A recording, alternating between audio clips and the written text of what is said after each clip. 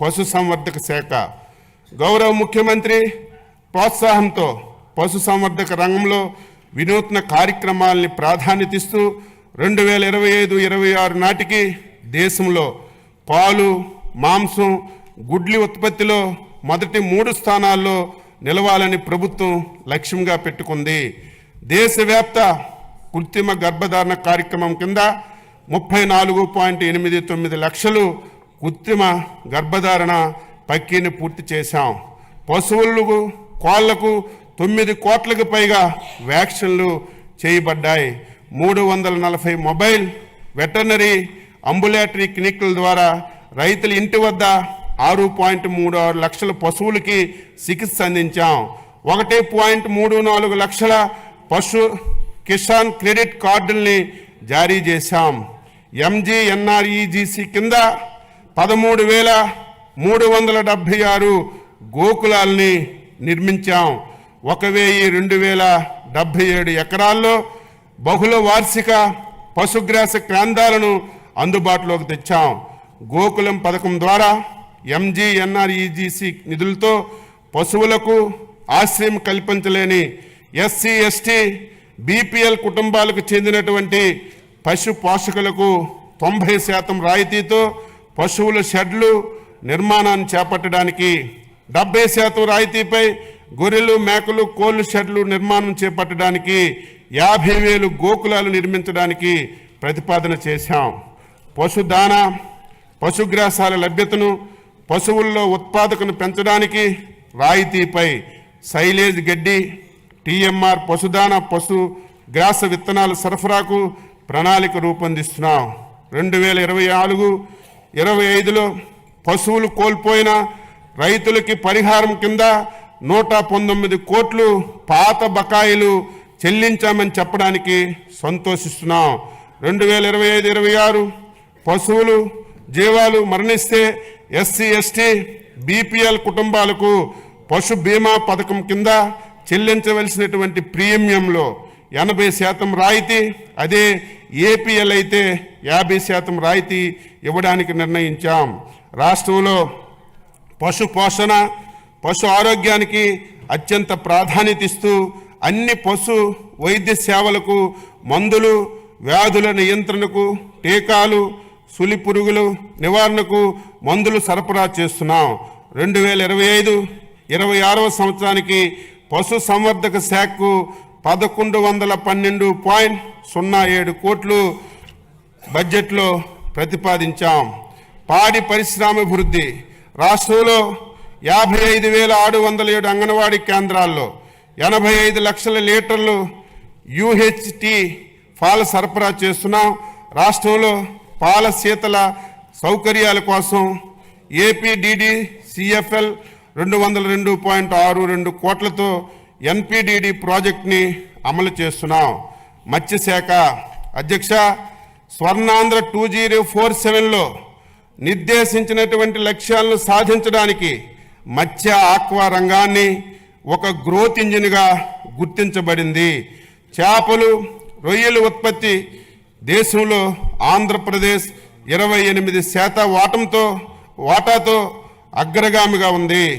ఈ రంగం రాష్ట్ర జీవీఏకి 7.6%, వ్యవసాయ జీవీఏకి 22.23% అందిస్తుంది.